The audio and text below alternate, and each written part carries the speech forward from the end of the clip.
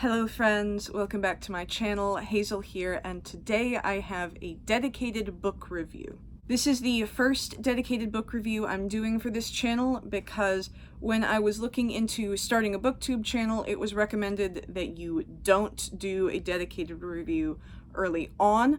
But it's been a few months now, I've gotten used to talking about books in this format, and I just read a book that I think really needs its own review to properly be able to talk about it, and that is The Priory of the Orange Tree by Samantha Shannon. This book has been super hyped since before its release. It is an epic fantasy covering a large world, and there are dragons, and just lots of good stuff. And there is so much going on in this book that it would be difficult to just tell my thoughts in a wrap-up, especially since the wrap-up this is going to be in will be a 2-month wrap-up, so I don't want to make that wrap-up super long and just spend the whole time talking about this book, so I decided to give it its own review. And the first thing I want to talk about, which doesn't affect my opinion of the book, is this cover. This cover is gorgeous. I love everything about it. The color, the design, it's just gorgeous, and I need everyone to appreciate that. I'm not gonna hold this the whole time because it's already getting really heavy, so I'm gonna put it up on the shelf here and it'll stay there during the review. So I will attempt to start with a summary. It's difficult to summarize this book because there are so many different things happening. We follow 4 perspectives that are, for the most part, scattered throughout the world. At times they all come together, or a few of them will be in the same place, but most of the time they're all in different places. So to attempt to summarize this book, it is about a world where 1,000 years before there was this incredibly large evil dragon who came out of the earth and tried to take over the world. He is called the Nameless One, but 1,000 years before this story starts, he was confined to what's called the Abyss, which is this stretch of water between the east and the west. And there have been other draconic creatures that the world has had to deal with, but the Nameless One has been locked away in the Abyss for almost 1,000 years. And this event, locking away the Nameless One and him trying to take over, has created a bunch of different religions throughout the world. In the Queendom of Innis, it is believed that the king who founded the country was the one to defeat the Nameless One, and as long as there is a living descendant of his ruling Innis, the Nameless One cannot return.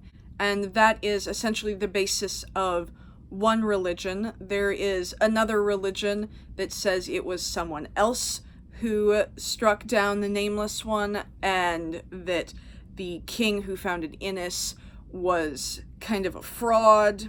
All of this is in the West, and in the East, they have more of what we think of as like Chinese-ish dragons. They're the more peaceful, more like associated with wisdom, and those dragons are revered as gods. So the religion there focuses around these dragons, which are very different from the Nameless Ones and the other draconic creatures, but these Eastern dragons are gods. When the book starts, there are 2 characters in the West and 2 characters in the East. We have Ede, who is a lady's maid to Queen Sabran of Innis, Loth, who was a close friend of Queen Sabran, but was exiled by one of her counselors. And in the East, we have the exiled alchemist Nicolaes Roos, who has been trying to discover the elixir of life so that someone can live forever. And we also have Tane, who aspires to be a dragon rider in the Sekinese military. For most of the book, these 4 characters are just kind of doing their own things. They come together in different ways. Tane and Nicholas interact pretty early on. Eid and Loth were friends, and so they know of each other, and they interact at some point. But for the most part, they're all doing their own thing, which makes it kind of hard to summarize most of the book. But the main conflict and the ultimate climax revolves around the Nameless One and his potential return. And eventually, all of these stories converge around that central thing. So I really loved this book. I was excited for it because it was so hyped and it has dragons and it sounded awesome, but I was also a little nervous because it's 800 pages and I didn't know a whole lot about what happened in the book going into it, so I wasn't sure exactly what was going to happen and how I was going to like it. But I really ended up loving this book. I gave it 5 stars. It's not perfect, but I will get to that. But I just enjoyed myself the whole time while reading this. I thought it would be hard to push myself through this book because I had a deadline I wanted to finish this by, but I actually finished it ahead of schedule because I was just so excited to keep reading. And surprisingly, I actually fell in love with the characters. I'm not a very character-driven reader. I tend to care more about the story and the world, but I ended up loving these characters, and that's one of the things I loved about this book, is that the characters are all very real, they're all very flawed. For the most part, they are good people. They never really do anything objectively evil, but they are still very flawed, and I particularly loved the way that their own religious beliefs interacted with each other. For the most part, they all have different religious beliefs. I don't think any of the 4 of them would really agree with each other on religious things, and seeing the way they interact when religious topics come up or religion becomes part of what they have to do, it's really interesting to see the way they interact with each other, the way they justify things that happen with their beliefs, and I really loved that. I think that was my favorite part of this book, was the exploration of the religion and the world building in general that is tied in with that.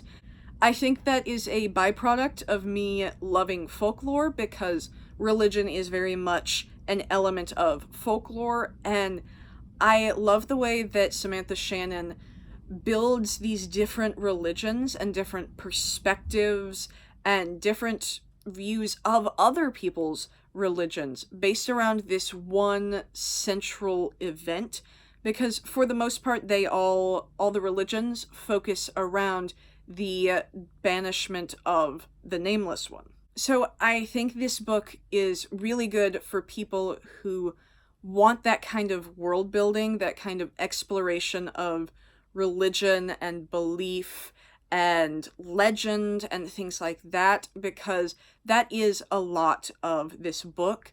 There is also a lot of politics and stuff like that, and that brings me nicely into what I would say is the main weakness of this book, and that is, if you are looking for something that is action-packed and that has a huge action-filled climax, this really isn't the book for you. You may still enjoy it, but it doesn't have a whole lot of action. In this book, action scenes are few and far between, and even when they are there, they tend to be relatively short. Personally, I like that because I don't actually enjoy action scenes. It's just not fun for me to read. But even I can acknowledge that the action scene at the climax is pretty fast. Everything falls into place pretty easily. It's just a little too convenient at times. And so if you love big, dramatic, long action scenes, you'll probably hate it.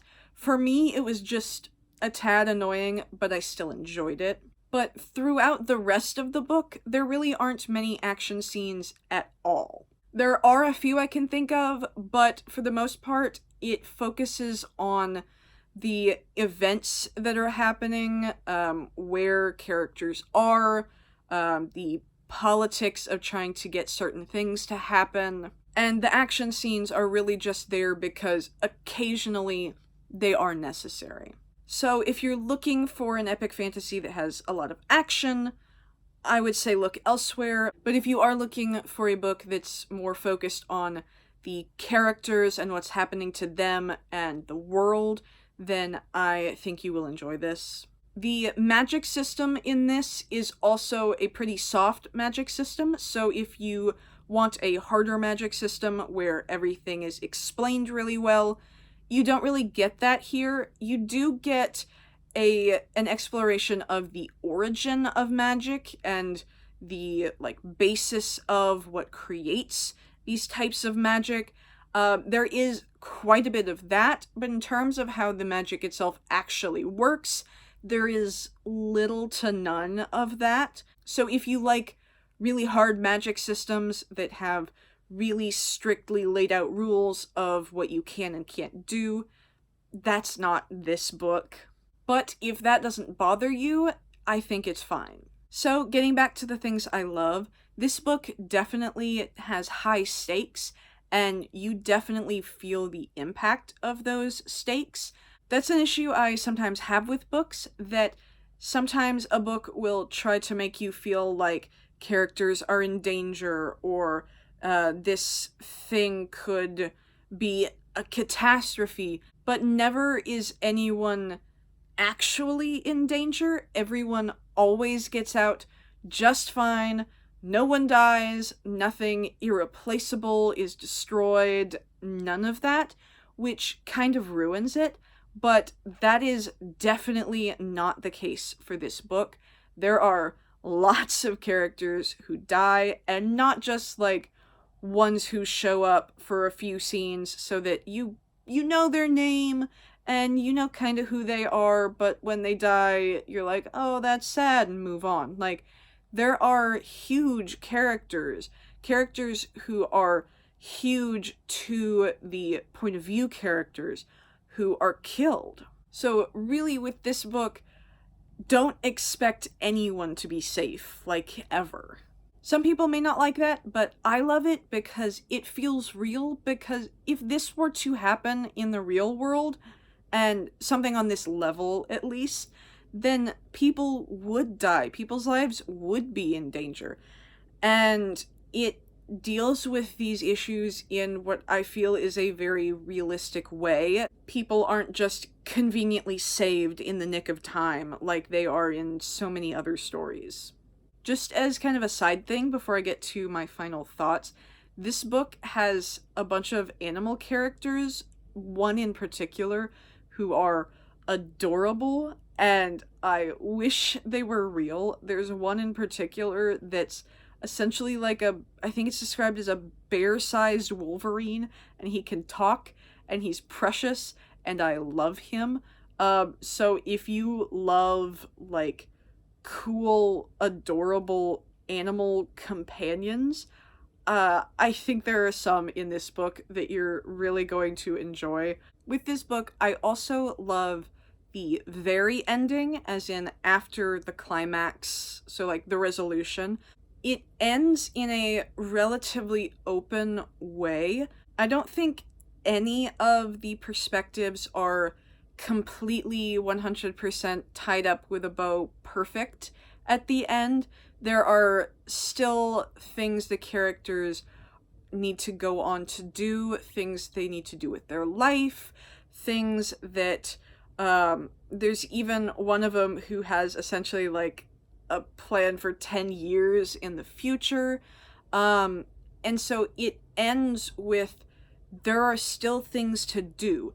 Yes, we did this one thing and that's over, but that's not the end. I love that for a couple reasons. For one thing, it is very realistic. even after you defeat this huge enemy, you get over this huge obstacle, there are still things to do. They may not be as big, they may not be as pressing, but it's not all over just because you finished this one thing. I also love it because it leaves it open to exploring these characters and their futures more in another book. This is a standalone, but I believe Samantha Shannon has said she would like to do another book set in this world, and I would love that. It doesn't even have to be about these characters, although I would love if they got cameos and we could see a little glimpse of what has happened with them. But there are so many areas of this world that just didn't have the time to be fully developed, and it worked for this book because they weren't the focus. They were developed well enough for what this book needs, but there is so much more that could be done. There is an entire religion that I know exists, but I don't know anything about it, and that's a huge window of opportunity for more in this world. And I would love to see Samantha Shannon write more in this world, and I would just devour it. So that is all I have to say about The Priory of the Orange Tree.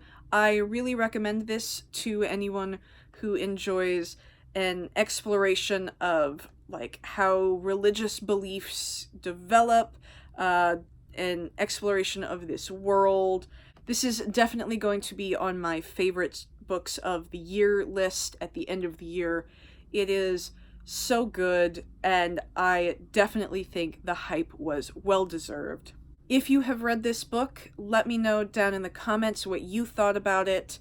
And if you haven't read it but you're interested in it, definitely go get a copy one way or another and dive into this. It is just an awesome fantasy story.